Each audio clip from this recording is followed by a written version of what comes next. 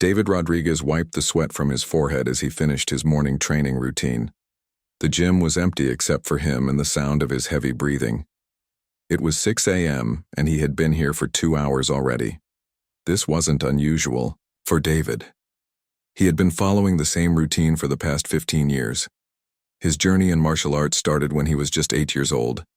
Back then, he was the smallest kid in his class and an easy target for bullies. His mother, worried about her son coming home with bruises and torn clothes, decided to enroll him in a local karate school. She thought it would help him defend himself and maybe build some confidence. Little did she know that this decision would change David's entire life. His first martial arts teacher was Mr. Kim, an elderly Korean man who ran a small dojo in their neighborhood. Mr. Kim was strict but kind. He taught David that martial arts wasn't just about fighting. It was about discipline, respect, and understanding yourself.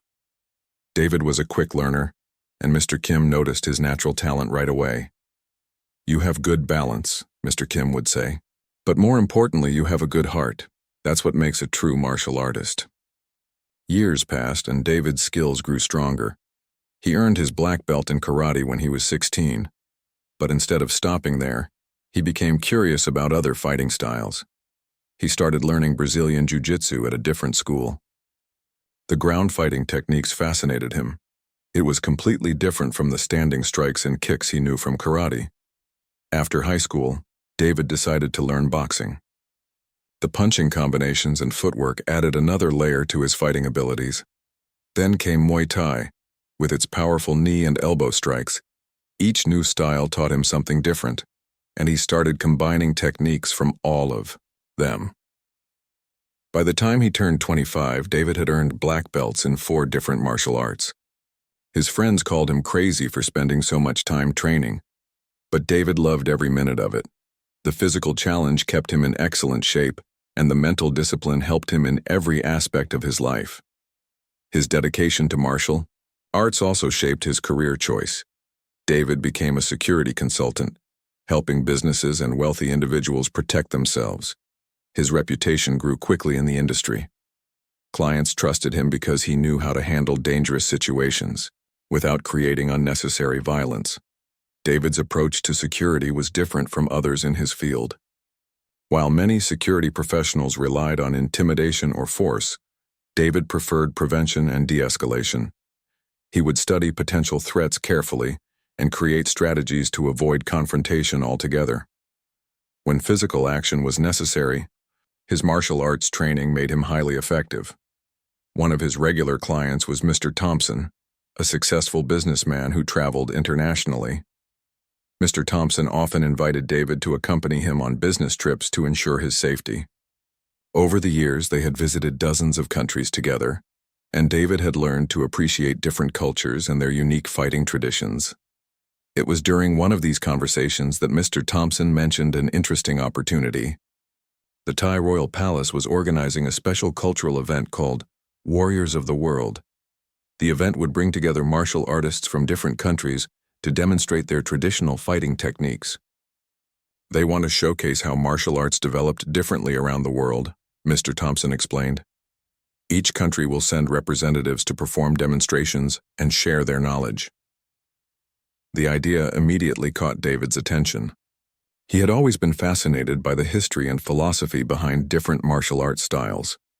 The chance to meet masters from various traditions and learn from them seemed like a once-in-a-lifetime opportunity. Mr. Thompson, who had connections with the event organizers through his business relationships, offered to recommend David as the representative for modern mixed martial arts. Unlike the other participants who would demonstrate traditional styles that were hundreds of years old, David would show how contemporary fighters had learned to combine techniques from different disciplines.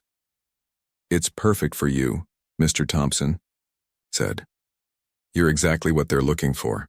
Someone who respects tradition but also understands how martial arts continue to evolve." David was honored by the suggestion but also nervous. The other participants would be masters of ancient fighting systems with decades of experience in single disciplines. He was just someone who had learned multiple styles and tried to blend them together. Would he really belong at such a prestigious event? After thinking about it for several days, David decided to accept the invitation. He saw it as a chance to represent not just himself, but all the modern martial artists who believed that learning from different traditions could make someone a more complete fighter. The preparation for the trip took several weeks. David researched the history of Thai martial arts, particularly Muay Thai, which was Thailand's national sport. He wanted to understand and respect the culture he would be visiting. He also spent extra time in the gym, making sure his techniques were sharp and his conditioning was at its best. 3 months later, David found himself on a plane to Bangkok. As he looked out the window at the clouds below, he reflected on how far he had come from that scared 8-year-old boy who just wanted to stop being bullied. Now he was traveling to represent his country's martial arts at a royal palace. The flight was long, giving David plenty of time to think about what lay ahead. He had been to Thailand before with Mr. Thompson, but this visit was different. This time, he wasn't just a tourist or a bodyguard. He was there as a martial artist, ready to share his knowledge and learn from others. When the plane landed in Bangkok, David was greeted by officials from the Thai Ministry of Culture. They were polite and welcoming, explaining the schedule for the week-long event. There would be demonstrations, workshops, and cultural exchanges between the visiting martial artists and local masters. The hotel where David was staying was beautiful, overlooking the Chao Phraya River. His room was comfortable, but he didn't plan to spend much time there. He was eager to explore the training facilities and meet the other participants. The next morning, David woke up early and took a taxi to the Royal Palace complex. The buildings were magnificent, with golden spires reaching toward the sky and intricate decorations covering every surface. Guards in traditional uniforms stood at attention near the entrances, their presence both ceremonial and functional. David was directed to a large courtyard where the martial arts demonstrations would take place. The space was surrounded by covered walkways where spectators could sit and watch. In the center was a large open area with traditional Thai music playing softly in the background. Other participants were already there, stretching and practicing their techniques. David saw masters from Japan demonstrating kata movements, Indian fighters practicing Kalaripayattu, and Brazilian experts working on capoeira flows. The diversity was incredible, and David felt both excited and intimidated. As he began his own warm-up routine, combining movements from different styles, David noticed some of the other participants watching him with curiosity.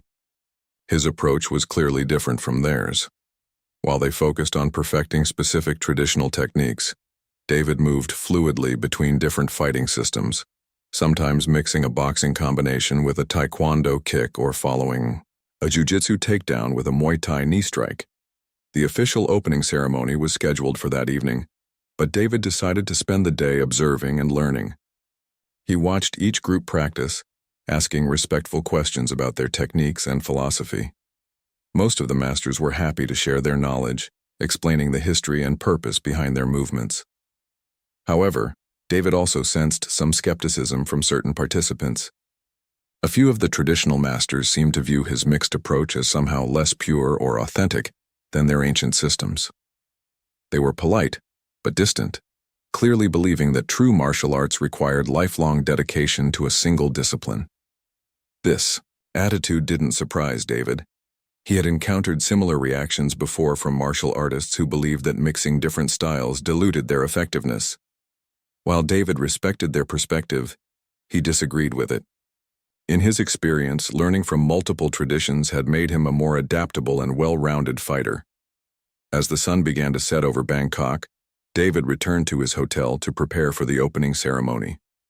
He put on his best GI, a plain, white uniform that represented his mixed martial arts background rather than any specific traditional style. Looking in the mirror, he felt ready for whatever challenges the week might bring. The opening ceremony was spectacular, with traditional Thai dancers, elaborate costumes, and speeches from government officials and martial arts leaders. David was introduced along with the other participants, each representing their country's fighting traditions. The audience included diplomats, journalists, martial arts enthusiasts, and members of the Thai Royal Guard. As David bowed to acknowledge the applause, he noticed several members of the Royal Guard watching him intently. These men were not just ceremonial soldiers. They were elite fighters trained in traditional Thai. The second day of the Warriors of the World event started early. David woke up at dawn and went for a light jog around the hotel grounds to clear his mind. The morning air in Bangkok was already warm and humid, but he enjoyed the peaceful quiet before the city fully woke up. After breakfast, David arrived at the Royal Palace complex ready for his first official demonstration. The courtyard was already busy with activity. Camera crews were setting up equipment, officials were arranging seating for VIP guests, and the other martial artists were preparing for their presentations. David found a quiet corner to warm up and run through his planned demonstration routine. He had carefully chosen techniques that would showcase the effectiveness of combining different martial arts styles. His presentation would include boxing combinations flowing into Taekwondo kicks, Brazilian Jiu-Jitsu ground techniques transitioning to Muay Thai strikes, and defensive movements borrowed from karate. As he practiced, David became aware that he was being watched. The same royal guard from the previous evening was standing nearby, observing his movements with intense focus. The man was clearly analyzing David's techniques, and his expression suggested he wasn't entirely impressed with what he saw. David tried to ignore the scrutiny and focus on his preparation, but the guard's presence was distracting. Finally, David decided to address the situation directly. He stopped his routine and walked over to the guard with a respectful bow. "Good morning," David said in English, hoping the guard would understand. "I'm David Rodriguez. I noticed you watching my training. Is there something I can help you with?" The guard studied David for a moment before responding in excellent English. "I am Captain Somchai Ratanakorn of the Royal Guard. I have been observing the foreign fighters to understand their methods." Captain Somchai was an impressive figure. He stood about 6 feet tall with the lean, muscular build of someone who trained intensively every day. His posture was perfect, and he moved with the fluid grace that comes from years of martial arts practice. David could see old training scars on his hands and forearms, evidence of countless hours spent conditioning his body for combat. "What do you think of what you've seen so far?" David asked, genuinely curious about the captain's perspective. Somchai's expression remained neutral. The traditional masters show great skill in their disciplines. Their techniques have been refined over centuries. Each movement has purpose and meaning passed down through generations of fighters. David sensed there was more to the captain's opinion. "And what about the modern approaches?" "That is more complicated," Somchai replied carefully. "I see fighters who know many techniques, but I wonder if they truly understand any of them deeply." The comment stung a little, but David tried to keep his tone respectful. "What makes you say that?" Somchai gestured toward the area where David had been training. "You mix boxing with kicks, ground fighting with standing strikes. But each of these arts was developed for specific purposes with specific principles. When you combine them randomly, do you not lose the essence of each one?" David felt his competitive instincts stirring, but he forced himself to remain calm. This was exactly the kind of criticism he had faced from traditionalists before. "I don't think it's random mixing," he replied. "I try to understand the principles behind each technique and use them in the most effective way possible." "Effective for what?" Somchai challenged. "In traditional Muay Thai, we learn not just to fight, but to understand ourselves, our culture, our connection to our ancestors. Each technique carries the wisdom of warriors who came before us. When you take only the physical movements, you miss the deeper meaning." David could see that this conversation was about more than just fighting techniques. For Somchai, martial arts were clearly tied to cultural identity and spiritual development. "I respect that perspective," David said, "but I believe that martial arts can also evolve and adapt while still honoring their origins." "Evolution is one thing," Somchai replied, "but what you practice seems more like collection. You gather techniques like souvenirs from different countries without truly understanding their heart." The criticism was getting more pointed, and David felt his patience being tested. He had spent 15 years studying different martial arts, not casually but with serious dedication. To suggest that he was just collecting techniques like souvenirs felt unfair and dismissive. "With respect, Captain," David said, I think you might be making assumptions about my training without knowing my background. I've spent years learning from qualified masters in each discipline I practice. Somchai's expression hardened slightly. Learning techniques is not the same as understanding a martial art. In Thailand, we say that to truly know Muay Thai, you must live it, breathe it, suffer for it. It becomes part of who you are, not just something you do for exercise or self-defense. David realized that this conversation was turning into a challenge of his legitimacy as a martial artist. Other people in the courtyard were starting to notice the tension between them. Several other participants had stopped their own preparations to listen. I understand your point, David said, trying to de-escalate the situation. Traditional martial arts have deep cultural and spiritual significance that shouldn't be ignored. But I also believe that modern practitioners can honor those traditions while still learning from multiple sources. Honor? Somchai repeated, his voice carrying a note of skepticism. How do you honor something you do not fully understand? You take a little boxing, a little karate, a little jiu-jitsu, and call it martial arts. But true martial arts require dedication to something greater than yourself. The conversation was drawing more attention now. David noticed that several members of the media had noticed the discussion and were discreetly positioning themselves to overhear. The last thing David wanted was to create a public confrontation that would embarrass himself or the event organizers. Perhaps we should agree to disagree on this, David suggested diplomatically. We clearly have different philosophies about martial arts training, but Somchai wasn't ready to let the matter drop. Different philosophies, yes. But some philosophies are built on solid foundations while others are built on shifting sand. David felt his temper rising. The captain was essentially calling his entire martial arts background worthless and doing it in front of an audience that included international media and martial arts masters from around the world. This was becoming more than just a philosophical disagreement.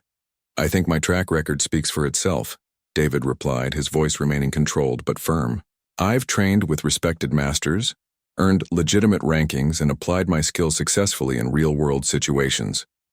Real-world situations? Somchai asked with raised eyebrows. You mean protecting wealthy businessmen from pickpockets and drunk troublemakers? That is hardly the same as understanding the warrior spirit. The comment about David's work as a security consultant felt like a deliberate insult. David had faced genuinely dangerous situations in his career, including armed attackers and serious physical threats.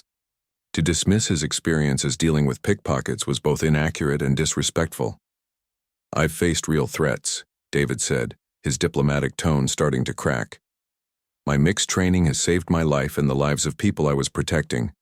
Maybe that's worth something, even if it doesn't fit your traditional definition of martial arts.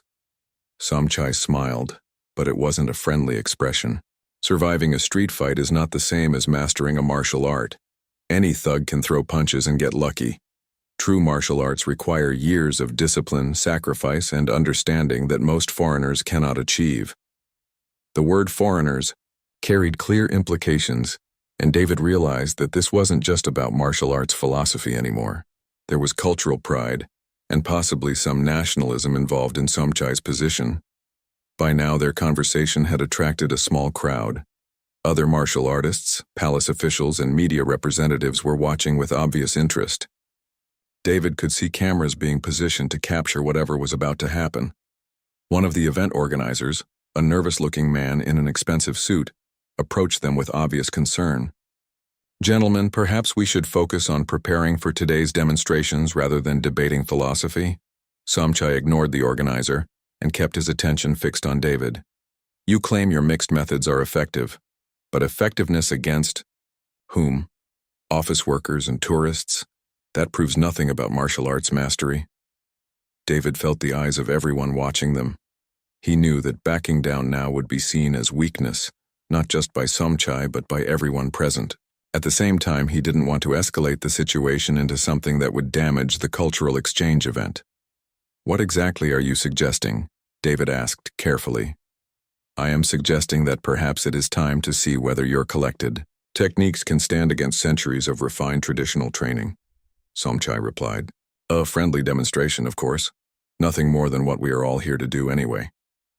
The challenge was now explicit, and there was no way for David to decline without losing face completely. The watching crowd seemed to sense the significance of the moment. This had evolved from a cultural exchange into a test of competing martial arts philosophies. The word spread through the royal palace complex like wildfire.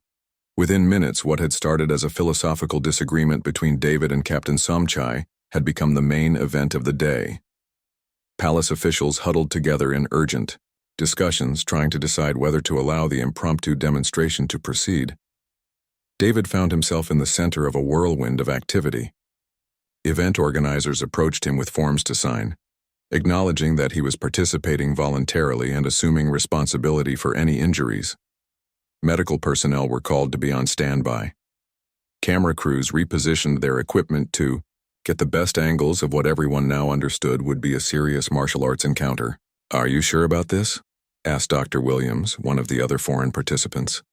He was a traditional karate master from England who had been watching the confrontation develop with growing concern. "That royal guard looks like he could seriously hurt someone." David appreciated the concern, but he had already committed to the demonstration. "I'll be fine," he said, though he wasn't entirely sure he believed it himself. "It's just a friendly match to show different techniques." Dr. Williams shook his head.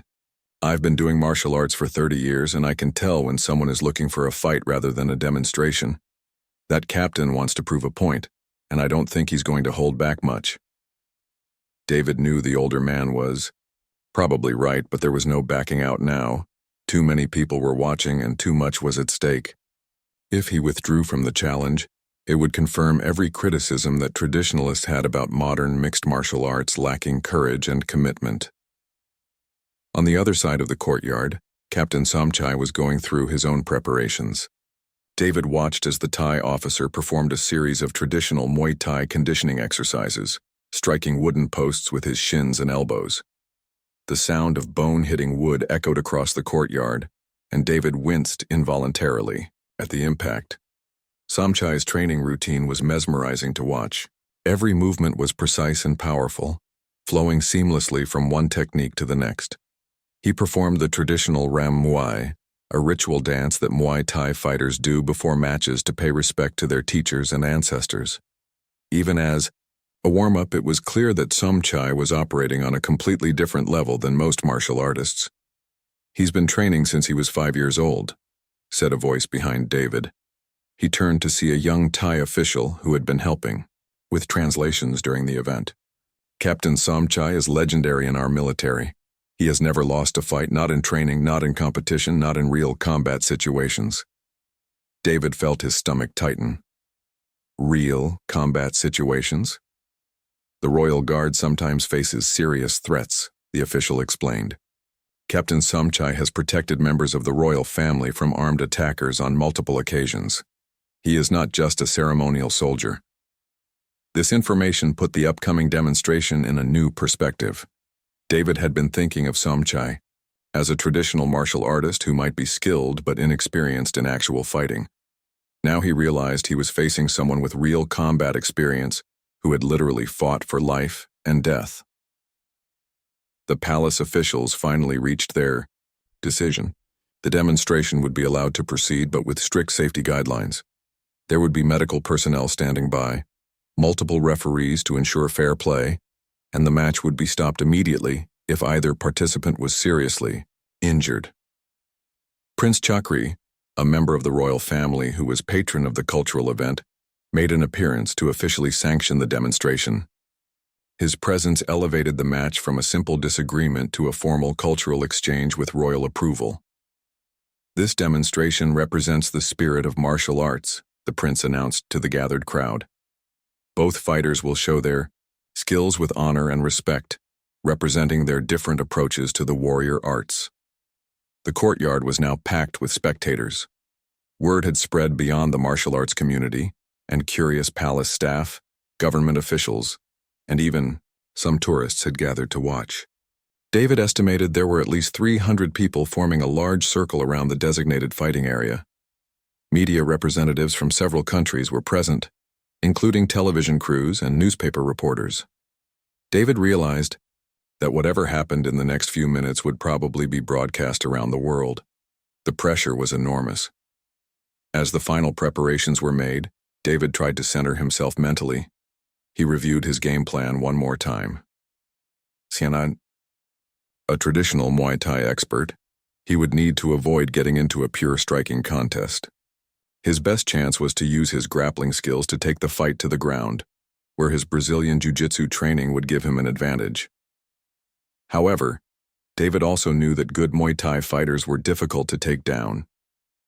Their wide stance and excellent balance made them hard to grab, and their devastating knee strikes made getting close extremely dangerous. He would need to be smart about when and how he attempted takedowns. The referee, a respected martial arts master from Singapore, called both fighters to the center of the courtyard.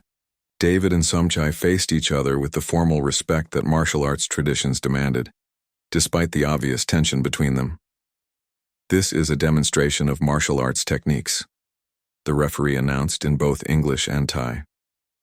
Both fighters will show their skills with control and respect. The match will continue until one fighter concedes, is unable to continue, or I determine that enough has been demonstrated. David and Somchai bowed to each other, to the royal patron, and to the gathered masters. As they took their fighting positions, the crowd fell silent with anticipation. The contrast between their stances was immediately obvious. Somchai settled into the classic Muay Thai position, with his hands held high, elbows tight to his body, and his weight evenly distributed. David adopted a more fluid mixed martial arts stance with one foot forward and his hands positioned to defend against both strikes and takedown attempts. The referee gave the signal to begin, and the demonstration officially started. For the first 30 seconds, both fighters circled each other cautiously, testing distance and timing. David threw a few light jabs to gauge Somchai's reactions, while the captain responded with quick kicks to David's legs. Neither fighter committed to any serious attacks, as they were still studying each other's movements. Somchai was the first to escalate the intensity.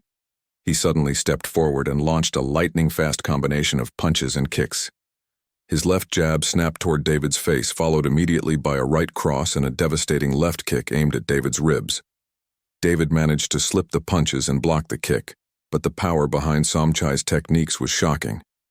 Even blocked, the kick sent vibrations through David's arm and made him realize how much force the captain could generate. David responded with his own combination, mixing boxing punches with a taekwondo-style spinning kick. His techniques were fast and technically sound, but Somchai's defense was nearly perfect. The captain either blocked or evaded every attack with minimal effort. The crowd began to react as the pace of the demonstration increased. Gasps and cheers echoed through the courtyard as both fighters started to show their real abilities. David could hear people calling out encouragement in multiple languages. Somchai began to press his attack more aggressively. He stepped forward, with a series of knee strikes, the signature weapon of Muay Thai fighters.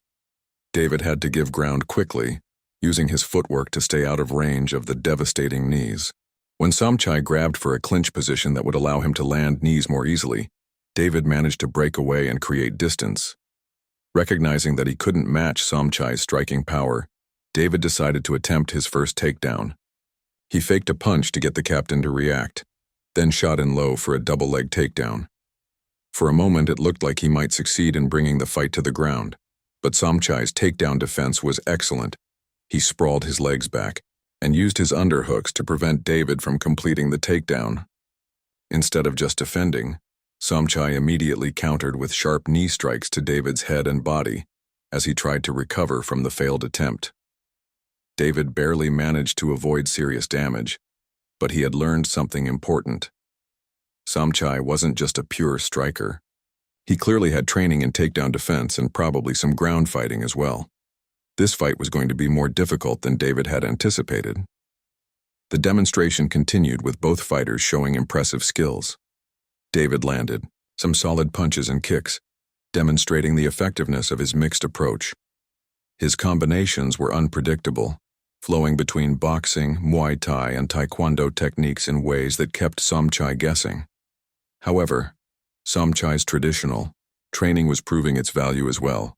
His techniques were devastatingly powerful and precisely executed. Every kick carried bone-breaking force, and his punches snapped forward with the speed and accuracy of a professional boxer.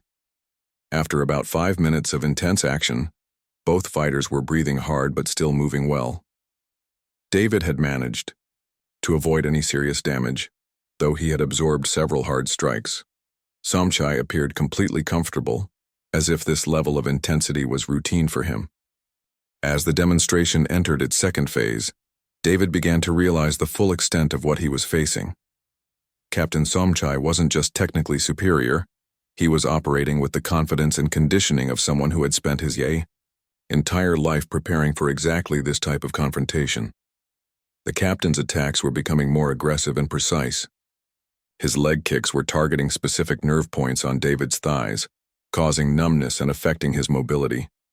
Each strike was calculated to weaken David's base and limit his movement options. This wasn't random violence, it was systematic, dismantling by someone who understood the science of combat. David tried to adjust his strategy, using more lateral movement to avoid the devastating kicks. He attempted to stay on the outside and pick his shots carefully, but Somchai's ring cutting was excellent. Every time David tried to circle away, the captain would cut off his escape routes and force him back into striking range. The crowd was becoming more vocal now, with clear factions forming. The traditional martial artists were cheering loudly for Somchai, seeing his performance as validation of their beliefs about the superiority of dedicated, single-discipline training. The spectators who favored modern mixed martial arts were encouraging David, but their voices were becoming less confident as the match progressed. David landed a solid combination of punches that snapped Somchai's head back, drawing an appreciative roar from his supporters. For a moment it looked like he might be able to turn the momentum in his favor. But Somchai's response was immediate and devastating. He stepped forward with a perfectly timed knee strike that caught David in the solar plexus, driving the air from his lungs and doubling him over. As David gasped for breath, Somchai followed up with a crushing elbow strike aimed at his head. David managed to raise his arms to block, but the impact sent shockwaves through his entire body. The power behind Somchai's strikes was unlike anything David had experienced in training or competition. "He's conditioning his body differently," observed Dr. Williams from the sidelines. "Look at how he doesn't even seem to feel the impact when he blocks or strikes. That comes from years of traditional body hardening exercises." David was beginning to understand what the Thai official had meant about Somchai's legendary status. This wasn't just about technique.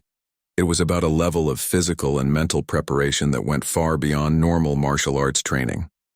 Somchai had turned his body into a weapon through decades of dedicated conditioning. The captain pressed his advantage, stepping forward with a series of rapid-fire combinations.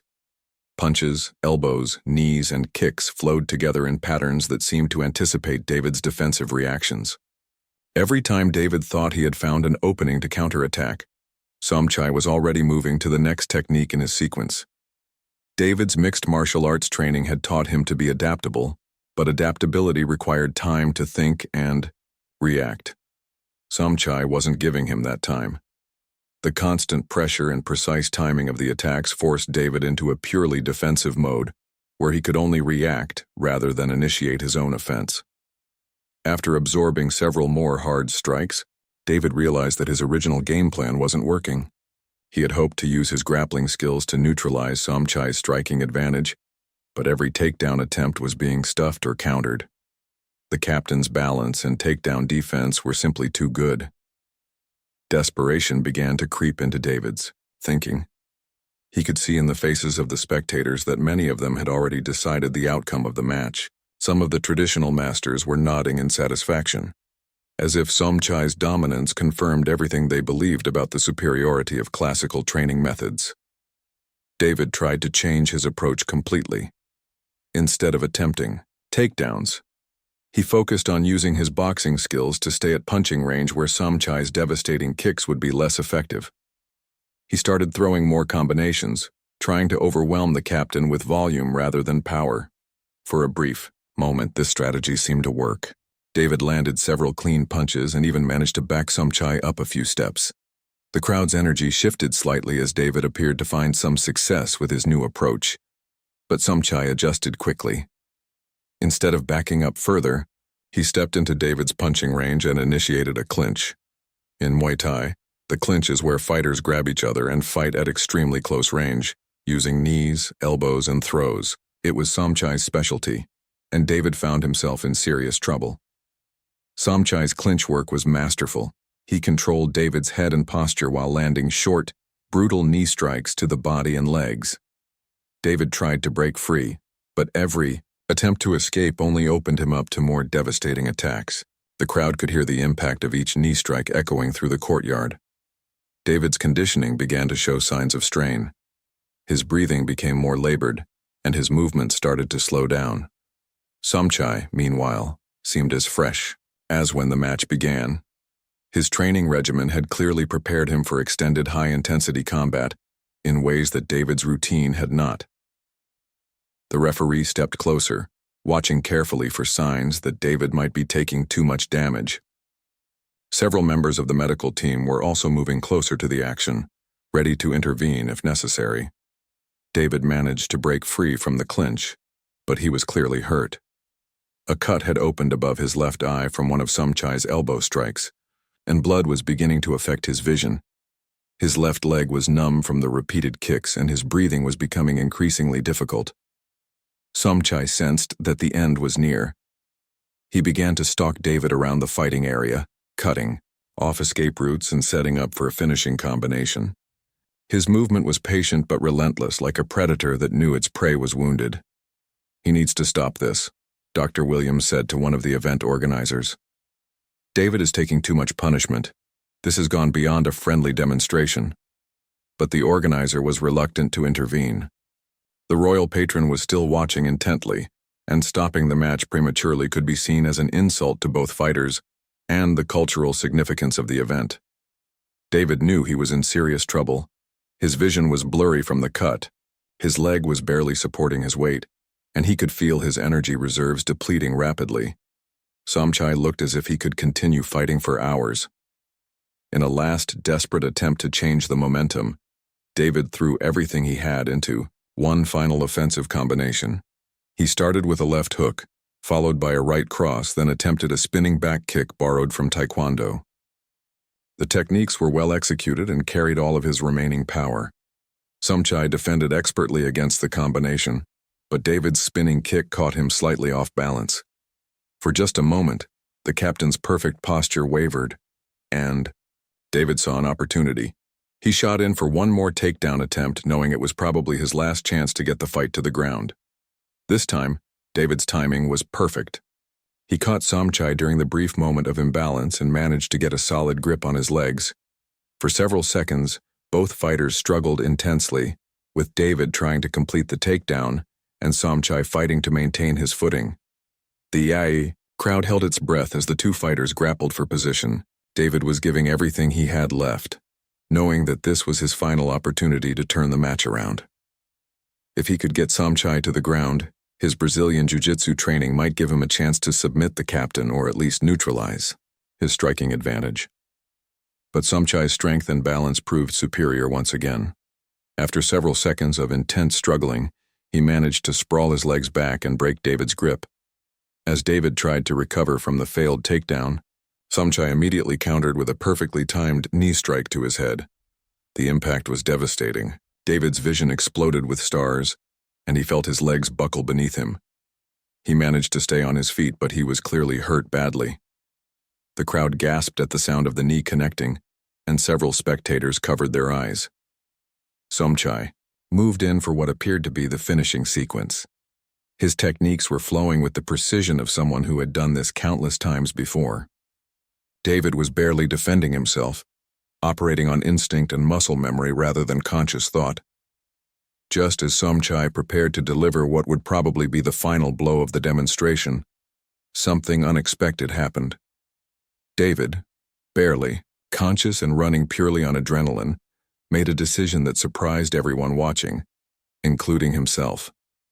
Instead of continuing to fight desperately or trying to cover up defensively, David suddenly stopped all resistance.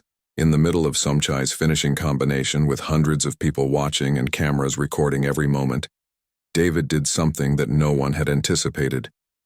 He slowly, deliberately, lowered his hands and stood up straight. Despite the blood running down his face and his obvious exhaustion, David looked directly at Captain Somchai and bowed deeply, showing the traditional respect that martial artists give to superior opponents. The gesture was so unexpected that Somchai actually stopped his attack mid-combination. His fist was literally inches from David's unprotected face when he realized what was happening. The entire courtyard fell silent. The silence in the royal palace courtyard was so complete that the only sound was David's labored breathing. Blood continued to drip from the cut above his eye, and his body swayed slightly as he maintained his deep bow to Captain Somchai. 300 spectators held their breath, waiting to see what would happen next. Somchai stood frozen with his fist still raised, positioned to deliver what would have been the finishing blow. His expression showed complete confusion. In all his years of fighting, training, and combat experience, he had never encountered a situation like this.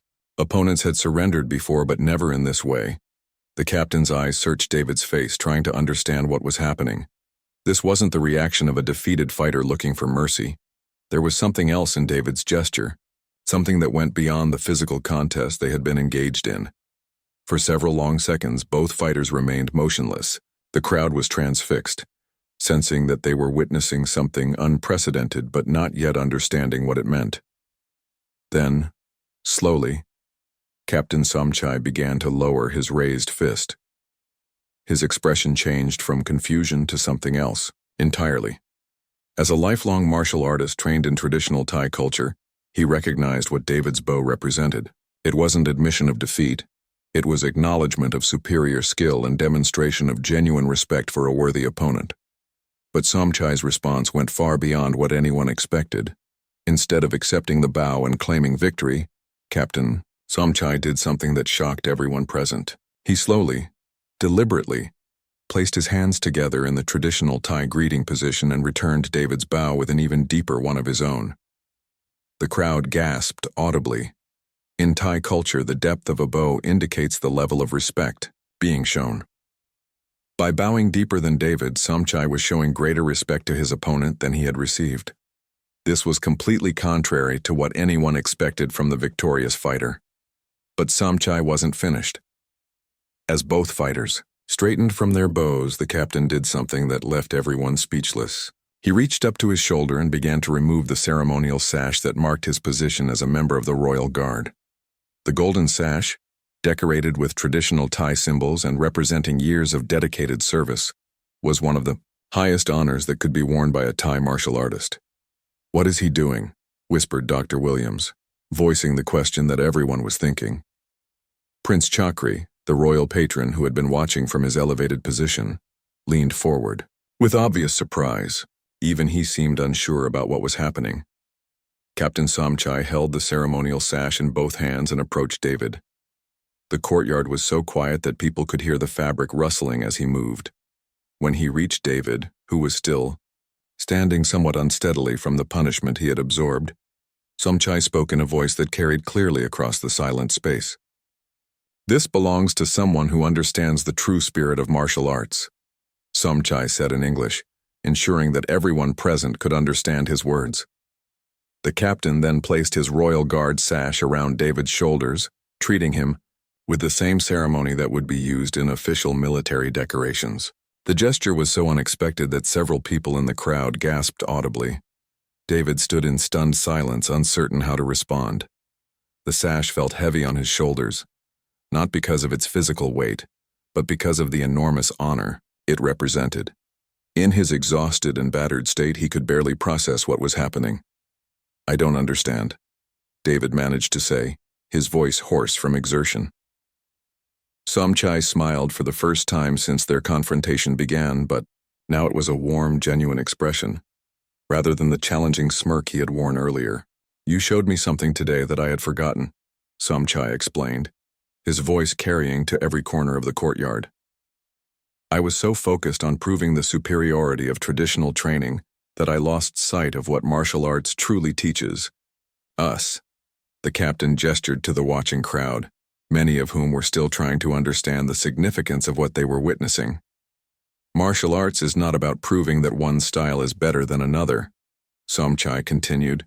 It is about developing character, showing respect for others, and understanding that true strength comes from humility, not dominance. David felt tears mixing with the blood on his face, though he wasn't sure if they came from emotion or physical pain. When you bowed to me in the middle of our fight, Somchai said, you reminded me of lessons my first teacher tried to give me 20 years ago. You showed courage that had nothing to do with fighting ability. You demonstrated the warrior spirit that transcends any particular technique or training method. The crowd began to understand what had happened.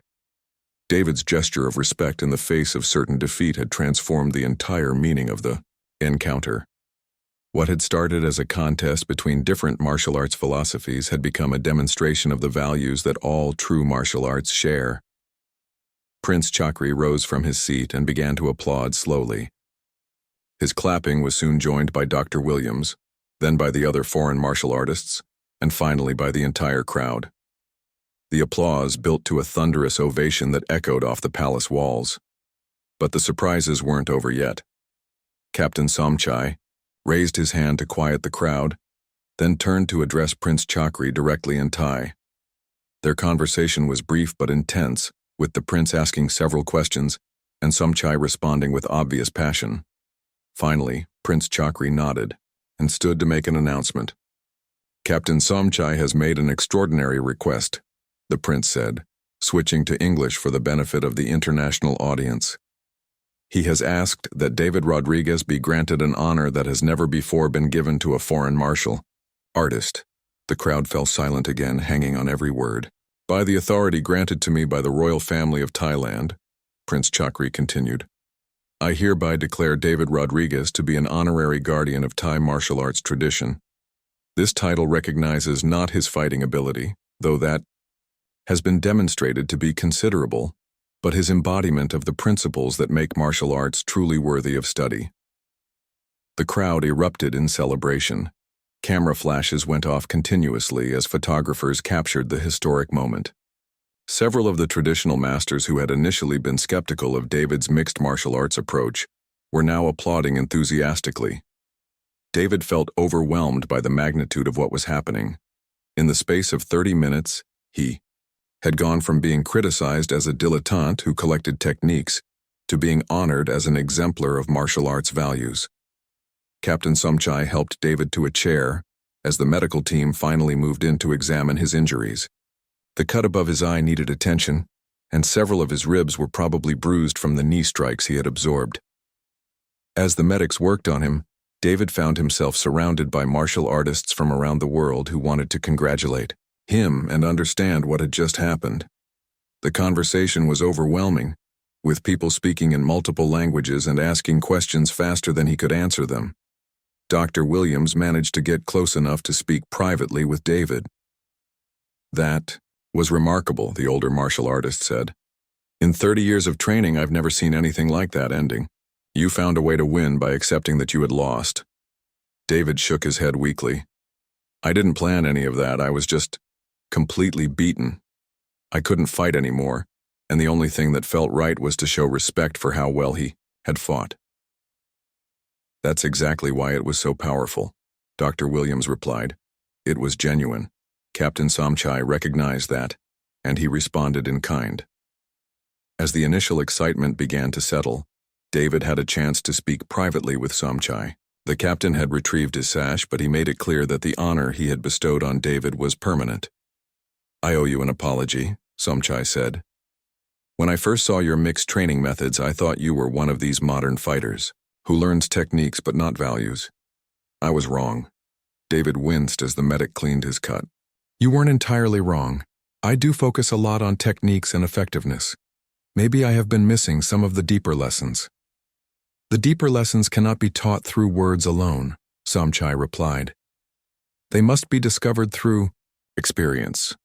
Today you discovered something important about yourself and about martial arts. That discovery is worth more than any belt or ranking. The conversation continued for several more minutes, with both men finding common ground in their love for martial arts, despite their different approaches to training. As news of the encounter spread, it became clear that the story would reach far beyond the martial arts community. Video footage of David's bow and Somchai's response was already being shared on social media platforms around the world. News outlets were calling it everything from the fight that changed martial arts to the most respectful defeat in combat. Sports history.